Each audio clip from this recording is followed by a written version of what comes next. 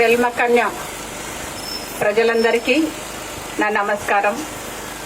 నా అక్క చెల్లెళ్ళకి, నా అన్న తమ్ముళ్ళకి, నా యువ కిషోరులకి, గ్రామ పెద్దలందరికీ కూడా నా హృదయపూర్వక నమస్కారాలు.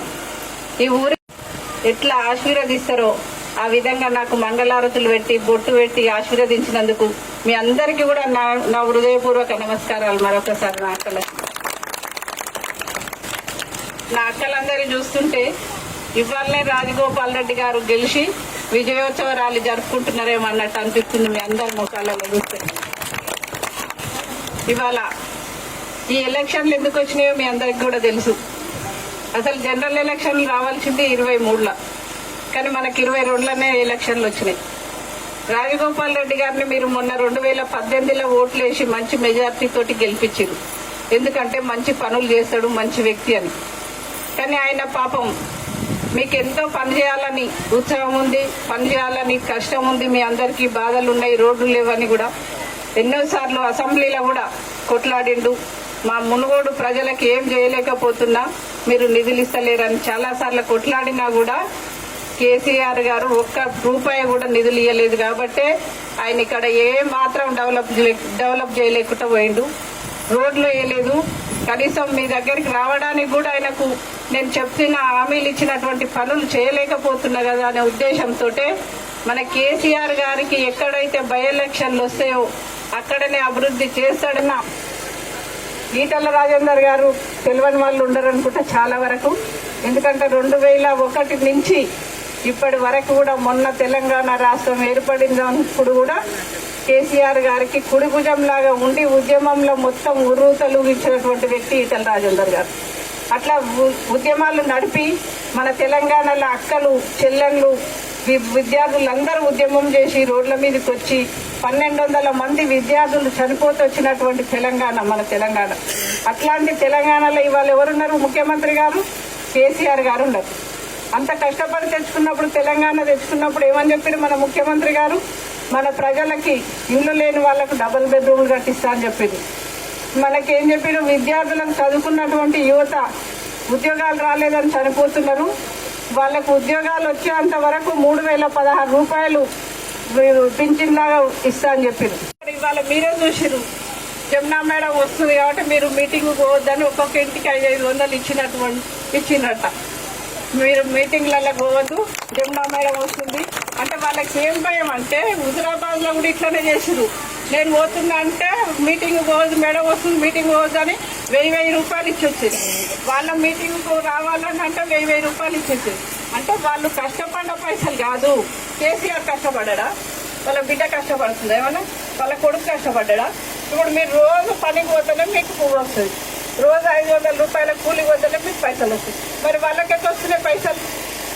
అవన్నీ మన హైదరాబాద్ ఉన్నటువంటి భూములన్నీ అమ్మి వచ్చినటువంటి డబ్బులు లక్షల కోట్లు మన కోసం ఖర్చు పెట్టుకోకుండా వాళ్ళ కుటుంబం కోసం ఇప్పుడున్న ఎమ్మెల్యేల కోసం మాత్రమే ఖర్చు పెడుతుండ్రు కేసీఆర్ గారు. ఇప్పుడు వాళ్ళ లక్షల కోట్లు ఇప్పుడు 4-5 కోట్లు పంపించిండు ఒక్కొక్క ఎమ్మెల్యేకు. మీరు ఎవరిని తిరగనియొద్దు, అలవరాల వాళ్ళకి పైసలు ఇచ్చేది కొనుక్కోండి. కానీ ఇప్పుడు ఈ నుంచి రోడ్లు ఏమన్నా చక్కగా ఉన్నాయా మీకు? ఒక్క రోడ్డు చక్కగా లేదు. ఇట్లా ఎక్కడన్నా చూడండి, మీరు సిరిసిల్లకు పోయి చూసిరండి ఎంత మంచుకుంటాయి రోడ్డు. అదే సిద్దిపేట పోయి చూసిరండి మంచుకుంటాయి రోడ్లు, గజ్వేల్ పోయి చూసిరండి మంచుకుంటాయి. అంటే వాళ్ళు ఏమనుకుంటారంటే తెలంగాణలో ఉన్నది వాళ్ళ ముగ్గురే, వాళ్ళ ముగ్గురు విలేజ్లలో వాళ్ళ ముగ్గురు కాన్స్టిట్యున్సీలు మంచుకుంటే చాలు, అదే బంగారం తెలంగాణ. ఇవన్నీ ఏదో పైసలు ఇచ్చి ఓట్లు వేపించుకొని అవతల వర్త అయిపోతుంది అనే ఉద్దేశం కేసీఆర్ గారికి ఉన్నది ఇవాళ. కాబట్టి మాలాంటి వాళ్ళం మేము ప్రశ్నిస్తున్నామని చెప్పి, మాలాంటి వాళ్ళం మేము చెప్తాం, ఇట్లాంటివి మీకు ప్రజలకు చెప్తామని చెప్పి మీరు రావద్దని పైసలు ఇచ్చి వాళ్ళ చాలా మంది రానియకుండా డబ్బులు ఇచ్చి వాళ్ళ ఆపేసిండడు ఒక టీఆర్ఎస్ ఎమ్మెల్యే.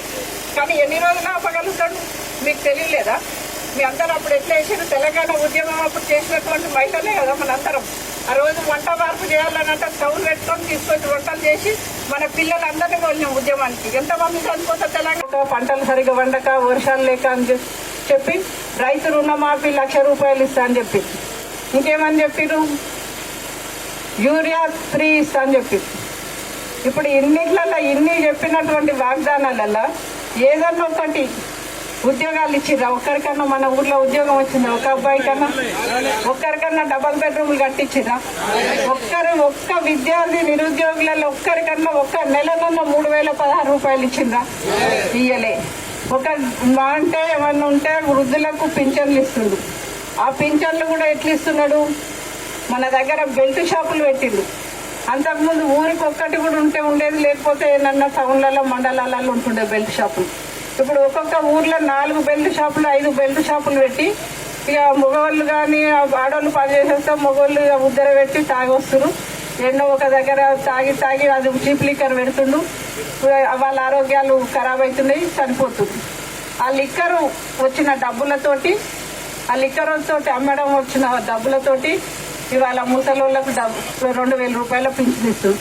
వీళ్ళు ఏమనుకుంటారు అంటే ముసలోళ్ళు మాకు తండ్రి కొడుకులాగా పింఛన్లు ఇస్తుంది కదా అంటుంది. కానీ అసలు కొడుకు చచ్చిపోతుండని చూసలేరు. వీళ్ళు మందు తాగి చచ్చిపోతుంటే వాళ్ళ పిల్లలు చిన్న పిల్లలను ఇంటి దగ్గర ఉండి నాయనమ్మలు అమ్మమ్మలు రాస్తున్నటువంటి విషయాలు చాలా జరుగుతున్నాయి. ఇప్పుడు 4 బెల్ట్ షాపులు పెట్టిన తర్వాత వాళ్ళకు ఎంతో దూరం పోయి తాగాలంటే ఇక వాళ్ళు ఏం పోతాంలే అనుకుంటారు. అదే ఇంటి పక్కకే ఉంది కాబట్టి పోయి తాగుదాంలే అనుకుంటారు. అట్లా తాగి ఎంతో మంది హెల్తులు ఖరాబ్ అయ్యి చిన్న ఏజ్లలోనే భర్తలు చనిపోయిన మహిళలు చాలా మంది ఉంటున్నారు. ఆ భర్తలు చనిపోయిన మహిళలకు పింఛన్ ఇస్తుండా? ఇస్తలేడు. ఒంటరి మహిళలు పింఛన్ ఇస్తా అని చెప్పిండు. ఆ రోజు ఇచ్చిండా? ఇస్తలేడు. ఇవన్నిటికి పైసలు లేవు, ఇవన్నీ ఇస్తా అని ఒక్క వాగ్దానం అన్నా నెరవేర్చలేదు. కానీ ఇవాళ మాత్రం టీఆర్ఎస్ వాళ్ళు ఎమ్మెల్యేలు మినిస్టర్లు అందరూ ఒక్కొక్క ఊర్లో ఒక్కొక్క ఎమ్మెల్యే ఊరికి వచ్చి డబ్బు సంచులతోటి మన భూములకు అమ్మి హైదరాబాద్ లో లక్షల కోట్లు విలువైనటువంటి భూములను వాళ్ళ తెలంగాణ రాష్ట్రం ఏర్పడినప్పుడు ఆంధ్రోళ్ళు అమ్ముకొని ఆంధ్ర సైడ్ డెవలప్ చేసుకుంటున్నారు. మన తెలంగాణ డెవలప్ అయితే లేదు. నేను ముఖ్యమంత్రి అయితే ఈ భూములన్నీ కాపాడుతా అని చెప్పినటువంటి మన ముఖ్యమంత్రి ఇవాళ మన భూములే 100 కోట్లకు అమ్ముకొని అవే డబ్బు సంచులు మనకు రోడ్లేసేందుకు పైసలు లేవు. మన విద్యార్థులకు మనం చనిపోతున్నటువంటి ఉద్యోగాలు రాక చనిపోతున్నటువంటి వాళ్ళకు ఉద్యోగాలు లేవు. కానీ ఇవాళ ఆయన మాత్రం ఈ బై ఎలక్షన్లు రాగానే ఒక్కొక్క ఎమ్మెల్యేకు 5 కోట్లు 10 కోట్లు ఇచ్చి ఊర్లలో పోయి ఊర్లలో సర్పంచ్లను కొనుక్కోండి పైసలు ఇచ్చి, లేకపోతే ఓటర్లను కొనండి పైసలు ఇచ్చి అని చెప్పి ఒక్కొక్క ఊరికి ఒక ఎమ్మెల్యేను ఏమంటారు తొడేళ్ల మీద పసులను కొన్నాడు. ఒక్క కుటుంబం మాత్రమే బంగారు కుటుంబం అయింది. ఇవాళ తెలంగాణలో ఉన్నటువంటి ప్రజలందరూ కూడా బతుకు తెరువు కోసమే ఇంకా ఎదురు చూస్తున్నటువంటి ప్రజలు ఉన్నాం ఇవాళ. కాబట్టి ఇట్లాంటి వాళ్ళను ఇట్లాంటి ప్రభుత్వాన్ని మనం గద్దెదించాలంటే మన దగ్గరనే ఉంది, మీ దగ్గరనే ఉంది ఆ ఆయుధం. ఆ ఆయుధం ఏంటిది? పైసలు కాదు, ఇంక భూమి కాదు, ఏది కాదు. ఏముంటది? ఓటు. ఆ ఒక్క ఓటు చాలు. వాళ్ళ డబ్బు సంచులు తీసుకొచ్చి మీకు రేపో ఎల్లుండో ఒక్కొక్క 1,00,000 రూపాయలు ఇవ్వని చెప్పిండట కేసీఆర్ గారు మీకు ఇంటికి. ఇప్పుడు వాళ్ళు తెచ్చిన డబ్బులు టీఆర్ఎస్ ఎమ్మెల్యేలు రైతులు ఆత్మహత్య చేసుకున్నారు, పంటలు పండకుండా అప్పులై. సర్పంచులు ఆత్మహత్యలు చేసుకున్నారు చేసి, వర్కులు చేసి పైసలు రాకుండా. అదే మన దగ్గర ఉన్న రైతుల దగ్గరికి ఏనాడు ఒక్కరోజన్నా కేసీఆర్ వచ్చిందా? చూస్తాము. కేటీఆర్ వచ్చిందా? ఇప్పుడు అదే ఆయన ఫ్లైట్ కొనుక్కొని వేరే రాష్ట్రాలలో పోయి రైతులు చచ్చిపోయారని ఆడ చెప్పించేస్తుంది. అంటే మన రైతులు మనం మనుషులలాగా కనిపిస్తాం కేసీఆర్ గారికి. పక్క రాష్ట్రంలో లేవు మనుషులకు కనిపిస్తున్నారు, వాళ్ళకి సహాయం చేసేస్తారు. ఇక్కడ సర్పంచులు ఆత్మహత్యలు చేసుకుంటేనేమో ఇక్కడ ఏమైందని పరామర్శించడానికి కూడా రాడు ఒకరోజు. కానీ వేరే రాష్ట్రాలకు పోయి మాత్రం వాడ చెక్కులు ఇచ్చేస్తాడు, వాడ పైసలు ఇచ్చేస్తాడు. అంటే మనం మనుషుల్లాగా గుర్తించే వాళ్ళు కాదు కాబట్టి పార్టీ వాళ్ళు మనల్ని అందరినీ ఎట్లా చూస్తున్నారంటే పైసలు ఇచ్చి కొనుక్కోవచ్చులే అని. మనం పైసలకు అప్పుడు పోతామా? మనం న్యాయానికి ధర్మానికి కొట్లాడిన 11 సంవత్సరాలు కొట్లాడి తెచ్చుకున్నాం తెలంగాణ. కాబట్టి ఇప్పుడు కూడా మీరు తెలంగాణ రాష్ట్రం మొత్తం మునుగోడు వైపే చూస్తుంది. కాబట్టి మునుగోడు ప్రజలందరం ధర్మం కోసం న్యాయం కోసం పనిచేయాలి. కాబట్టి ధర్మాన్ని న్యాయాన్ని నిలబెట్టాలి. కాబట్టి వాళ్ళు రేపు 1,00,000 రూపాయలు ఇస్తారు ఇంటికి. 1,00,000 రూపాయలు తీసుకోవాలని. ఎందుకంటే ఆ పైసలన్నీ మన భూములు అమ్మిన పైసలే కాబట్టి ఆయన భూమి అమ్మి ఆయన ఫామ్ హౌస్ అమ్మి ఇస్తలేడు మనకు పైసలు. మన భూములు అమ్మి 100 కోట్లతోటి ఆయన హెలికాప్టర్ కొనుక్కుంటుంది. హాయ్ ఫ్రెండ్స్, మా టుడే టుమారో యూట్యూబ్ ఛానల్ చూస్తున్నందుకు చాలా థ్యాంక్స్. మరిన్ని లేటెస్ట్ వీడియోస్ కోసం వెంటనే సబ్స్క్రైబ్ చేయండి. అలాగే ఈ బెల్ ని కూడా రింగ్ చేసేయండి. మా నోటిఫికేషన్స్ అన్ని మీ మొబైల్లో వస్తాయి. అలాగే మా వీడియోస్ మీకు నచ్చితే లైక్ చేయండి, షేర్ చేయండి, నచ్చకపోతే కామెంట్ చేయండి.